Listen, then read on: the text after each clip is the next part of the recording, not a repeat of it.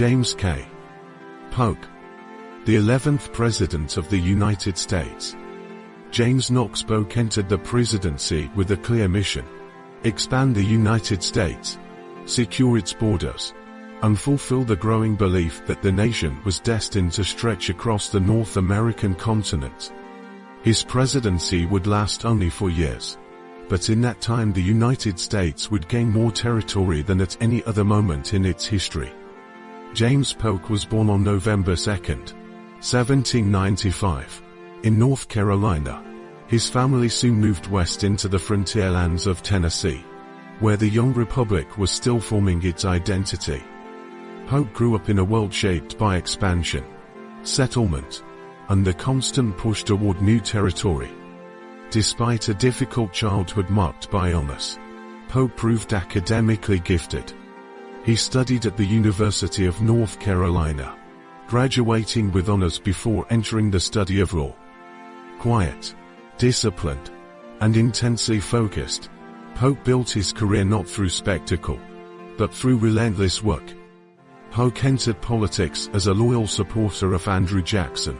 In Congress he became one of Jackson's strongest allies, defending the expansion of executive power and the ideals of the Democratic Party. His dedication eventually earned him the powerful position of Speaker of the House. After years in Congress, Polk returned to Tennessee and served as governor. But his political career soon faced uncertainty when he lost re-election, appearing to fade from national prominence. Few believed he would rise again. In 1844, the Democratic Party found itself deeply divided. No candidate could secure enough support at the National Convention. After multiple deadlocked ballots, delegates turned to a compromise candidate few expected: James K. Polk. He became the first dark horse nominee in American presidential history.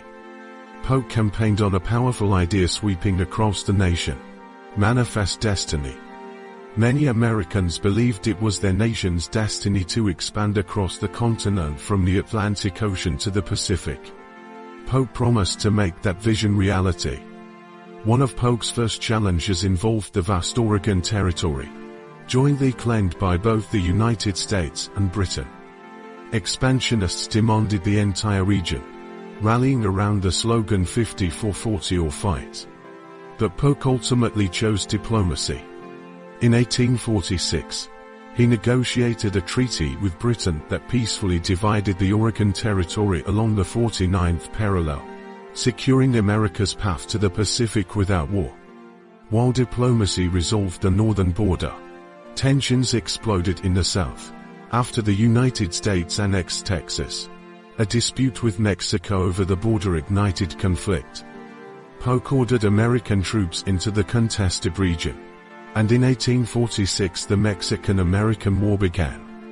American forces advanced deep into Mexican territory, capturing major cities and eventually marching into Mexico City itself.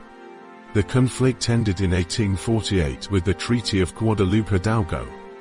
Mexico ceded enormous territories to the United States, including present-day California, Nevada, Utah, Arizona, and parts of several other states. The nation had now reached the Pacific Ocean. Yet victory carried consequences. The vast new territories reopened the explosive question of whether slavery would expand westward. The debate deepened the divisions between North and South, tensions that would soon threaten the survival of the Union itself. Despite the controversy, Polk had accomplished nearly everything he set out to achieve. He had entered office with 4 clear goals: reduce tariffs, restore an independent treasury, settle the Oregon dispute, and acquire California. Remarkably, he achieved all 4 in a single term. Polk had also made a personal promise: he would serve only 1 term as president. True to his word, he did not seek re-election.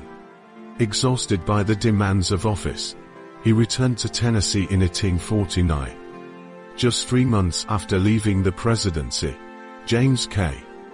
Polk died of illness at the age of 53.